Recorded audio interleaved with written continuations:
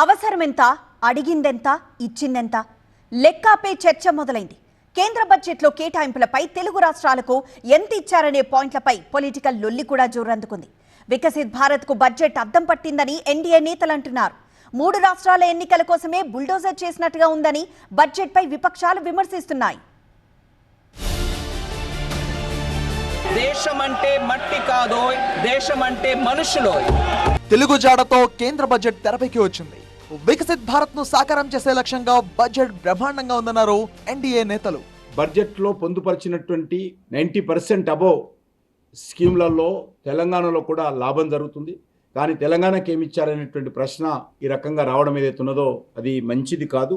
మనకు తెలుసు, గతంలో కొన్ని రాష్ట్రాలకు ప్రత్యేకమైనటువంటి ఆంధ్రప్రదేశ్ స్టేట్కు స్పెషల్ స్టాటస్ కింద, అంటే రాష్ట్ర విభజన సంబంధించినప్పుడు కొన్ని ప్రాజెక్టులు ఇవ్వడం జరిగింది. స్టేట్ క్యాపిటల్ నిర్మాణం కావచ్చు, లేకపోతే పోలవరం ప్రాజెక్ట్స్ కావచ్చు, రైల్వే జోన్ కావచ్చు, ఇటువంటి వాళ్ళకు ఉన్నాయి.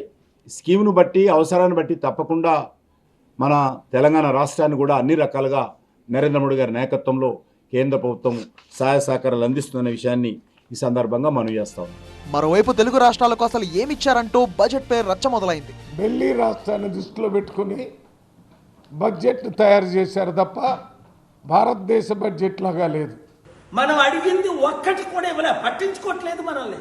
ఇక్కడున్న రాజకీయ నాయకులు అందరూ, అన్ని పార్టీలు వాళ్ళకి తొత్తులు అయిపోయారు.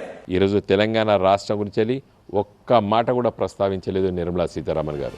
కేంద్ర బడ్జెట్ ను ప్రజానుకూలమైన ప్రగతిశీల బడ్జెట్ గా అభివర్ణించారు సీఎం చంద్రబాబు. కేంద్ర మంత్రులు, కూటమి ఎంపీలు ప్రధాని మోదీకి, నిర్మలా సీతారామన్ కు ధన్యవాదాలు తెలిపారు. ఎంత వీలైతే అంత మొత్తంలో ఏపీకి నిధులు తెస్తామన్నారు. నిర్మలా సీతారామన్ గారు ప్రవేశపెట్టినటువంటి బడ్జెట్లో దేశంలో అన్ని రంగాలకు, సామాన్యులకు, రైతులకు, వ్యవసాయదారులకు, యువతకు, మేక్ ఇన్ ఇండియాకి పెద్ద ఎత్తున ప్రాధాన్యత ఇవ్వడం ద్వారా యువతకు పెద్ద ఎత్తున ప్రోత్సాహకాలు ఇచ్చారనేటువంటి విషయాన్ని ఈ సందర్భంగా చెప్తూ, మరి ఈ విధమైనటువంటి అద్భుతమైనటువంటి బడ్జెట్ను ప్రవేశపెట్టినటువంటి సందర్భంగా ప్రధానమంత్రి నరేంద్ర మోడీ గారికి, ఆర్థిక మంత్రి శ్రీమతి నిర్మలా సీతారామన్ గారికి, అదేవిధంగా ముఖ్యంగా ఆంధ్రప్రదేశ్కి మంచి జరిగే విధంగా బడ్జెట్లో అనేక విషయాలు ప్రస్తావించారు. వారిద్దరికీ కూడా ధన్యవాదాలు తెలియజేస్తున్నాం. అయితే ఎన్డీఏకు పిల్లర్ వంటి ఏపీకి సరైన కేటాయింపులు జరపలేదన్నారు కాంగ్రెస్ నేత జయరాం రమేష్. ఏపీకి పెంచాల్సిన 50% నిధుల గురించి బడ్జెట్లో ఊసేలేదన్నారు సిపిఎం నేత బివి రాఘవులు. రాష్ట్రాలకి మొత్తం ఆదాయంలో 32% మాత్రమే ఇస్తున్నారు.